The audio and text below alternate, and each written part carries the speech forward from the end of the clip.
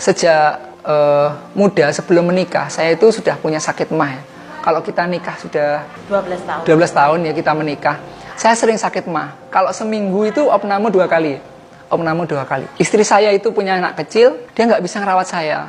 Sementara saya di rumah mertua yang di daerah Siraman. Sering Pak Agung saya itu pulang, naik sepeda motor itu jam setengah 12 malam.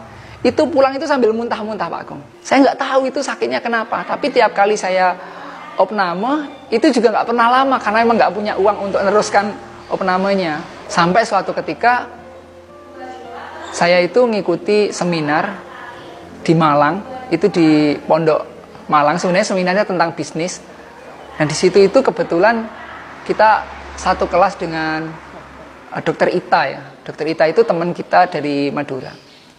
Saya itu tanya gitu, dokter, saya punya sakit mah. Menurut jenengan itu apa ya obatnya?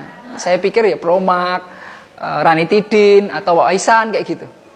Ternyata dokter itu melihat saya itu kayak paham gitu dia.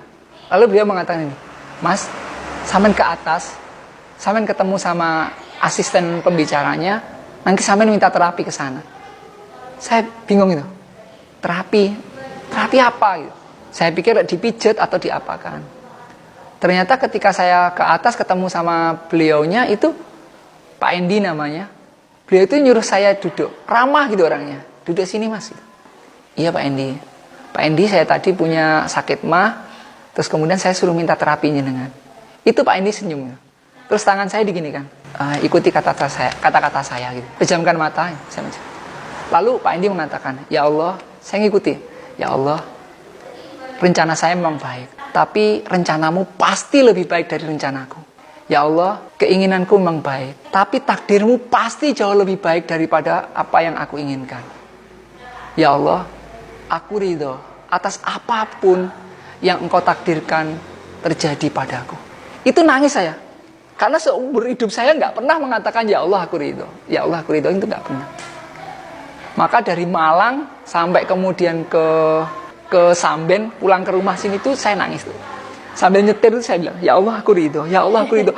Itu di hati, ya Allah aku ridho, ya Allah aku ridho, ya Allah aku ridho. Bener-bener ngesep gitu. Pokok saya usaha harus ada hasil. Saya usaha hasilnya harus begini, harus sesuai dengan keinginan saya. Saya nggak pernah bilang, ya Allah aku ridho. Padahal yang terjadi di kehidupan ini kan macam-macam. 1 tambah 1 bisa jadi 2, seperti logika kita. Tapi matematikanya Allah, 1 tambah 1 itu 27. Pak Agung sholat, saya makmum 27. Jadi kita nggak tahu benar-benar yang terbaik itu mana. Maka kemudian sikap yang terbaik itu adalah ridho atas apapun yang Allah takdirkan kepada saya. Mulai saat itu, apapun yang terjadi, ada rekan kerja yang keluar, saya bilang, ya Allah aku ridho. Innalillahi wa inna ilaihi rajiun.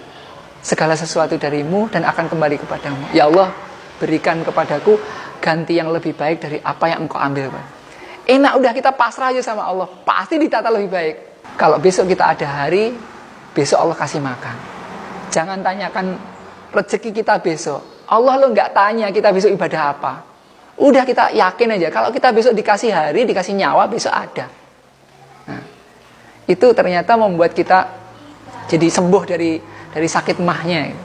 80% orang yang sakit mah itu ternyata karena pikirannya itu perfeksionis, karena terlalu khawatir, karena kemudian sedih yang terus menerus, karena menginginkan yang sempurna, karena melihat itu salah itu. Kenapa saya bisa tahu semua itu? Karena saya pelakunya. Saya dulu begitu, melihat karyawan atau rekan kerja nggak bener kerjanya ya marah. Kemudian melihat hasilnya usaha kita nggak sesuai, marah. Kalau istri melakukan sesuatu yang sekiranya nggak benar, marah. Itulah yang membuat ternyata sakit mah. Mbak direvisi yang ini ya, di sini. Itu kalau dulu walaupun 7 kali belum sesuai dengan keinginan saya, ya saya marah. Tapi kalau sekarang, ya, ini udah Mbak, udah terbaik. Ini Pak, kalau ini nanti dibenahi, ini nanti akan jadinya begini. Oh ya.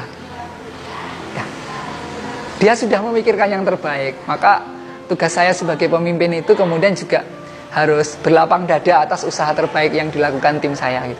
yang paling enak itu ketika kita itu merasa dititipi. Karena datangnya titipan itu tidak membuat kita euforia, dan kemudian hilangnya titipan itu tidak membuat kita sedih.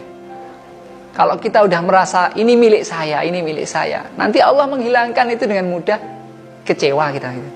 Padahal itu milik Allah semua itu. Diri kita, nyawa kita itu milik Allah semua. Anak kita, istri kita. Maka yang terbaik itu titipkan sama Allah. Itu milik Allah semua. Dan gunakan sebaik-baiknya untuk Allah gitu.